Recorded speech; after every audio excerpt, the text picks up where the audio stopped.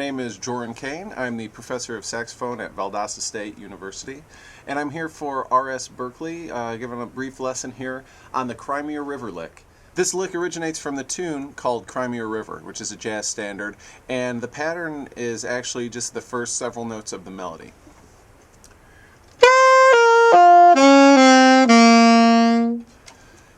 The way I like to think of it, right there in the key I just played, I think of it in G minor, starting on the 9th, or the 2nd scale degree. So first, just imagine a G minor triad.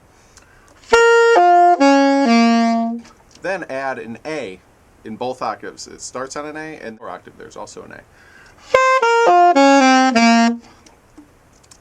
And you can mess with the rhythms a little bit, and often you'll hear it played with this rhythm.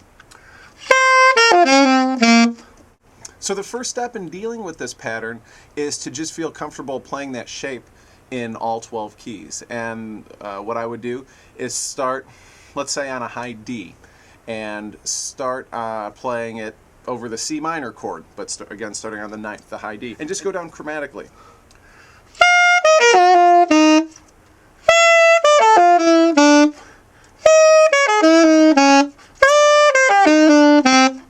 Take your time so that those are comfortable, and it's just a matter of muscle memory. For me, I tend to, once I can play this pattern, I tend to think, okay, what's my starting note? And because I practice it so many times in all the keys, once I start, my fingers just follow. So that first step is really important, just playing it over and over, repetition, until you just get it under your fingers. The next step to working with this lick is the realization that this can be played over several chord types, and that's one of the reasons that this pattern is as enduring as it is. It gets played by jazz musicians over many chord types. The minor chord is one of them. Okay, so let's look at the jazz melodic minor scale and the modes of that scale. And there are at least 4 chords which can be derived from this scale that are used commonly in jazz. There are more than that. But 4 of them we see with some frequency. I'm going to go to the piano, play the chords, and play the Crimea River lick over each of these chords. Now, in each case, I'm going to be playing this pattern, starting on a high D, and we'll see which chords that works on. So, first off, I'm going to be playing it over, on the saxophone, over the C minor chord.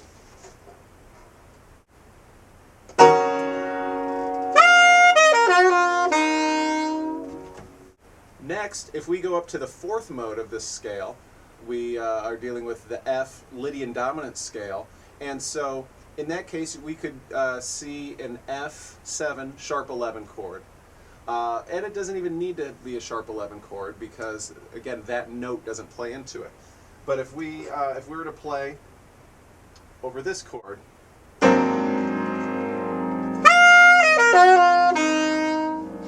again, I'm using the same set of pitches, it's just over a different chord, F7 or F7 sharp 11, or even F sus can work. All right, the next chord is A half diminished.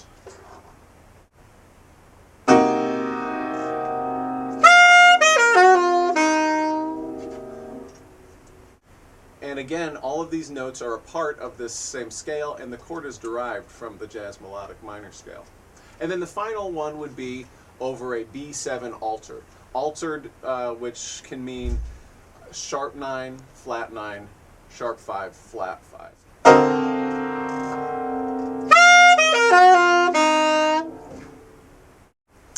Okay, once you realize that there are these 4 different types of chords that we can play this pattern on, the next step is going to be to feel comfortable on each of those chords in all 12 keys. What I like to recommend is creating some flashcards. I have 2 little sets here. One has all the note names, F sharp, we see, E, etc. And then I have another set with the 4 chord qualities. 7 sharp 11, minor 7, 7 altered, and minor 7 flat 5 or half diminished. So we just want to mix these up and realize a couple of things. If I pick the first ones, I have F sharp, half diminished. With half diminished chords, The first note, as we discovered in the last exercise, the first note begins on the fourth of the chord. So if we see F sharp half diminished, or F sharp minor 7 flat 5, we're going to start on the fourth scale degree, which is a B. Okay. Next card in the flashcards, E flat 7 sharp 11. On this type of chord, we're going to start on the sixth scale degree. Okay. So for E flat 7 sharp 11, I would start on C. Moving on, I picked here G minor 7. Okay, on a minor chord, we're just going to start on the ninth.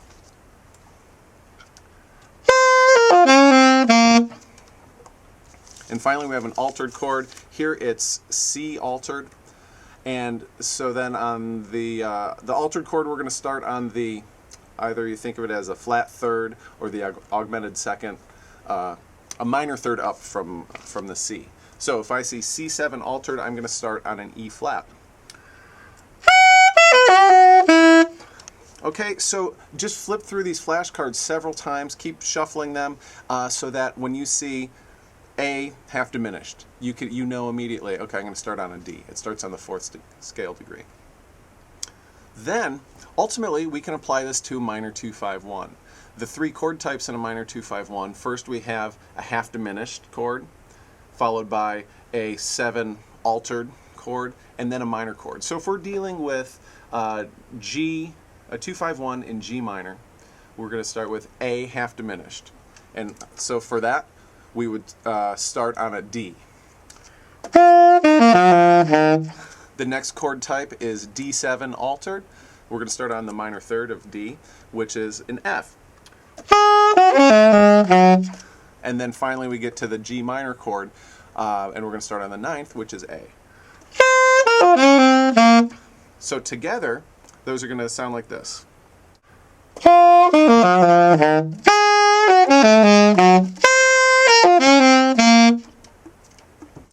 So keep in mind that this pattern never changes. The Crimea River lick is always that same set of intervals. It's a minor chord with the ninth on the top and in the middle, or the second scale degree in the middle. It's just a matter of knowing when to apply it. So we've seen today at least 4 chord types. The dominant chord, we could see sharp 11 or sus chord potentially. And we see how flexible this pattern is. So make sure you follow it step by step. It's easy to dive in and say, I just want to play a minor 2-5-1. But I think it's going to be better to do the step-by-step process. Thanks for watching, and thank you to R.S. Berkeley for this fantastic instrument, the Virtuoso Alto Saxophone. Again, my name is Joren Cain from Valdosta State University.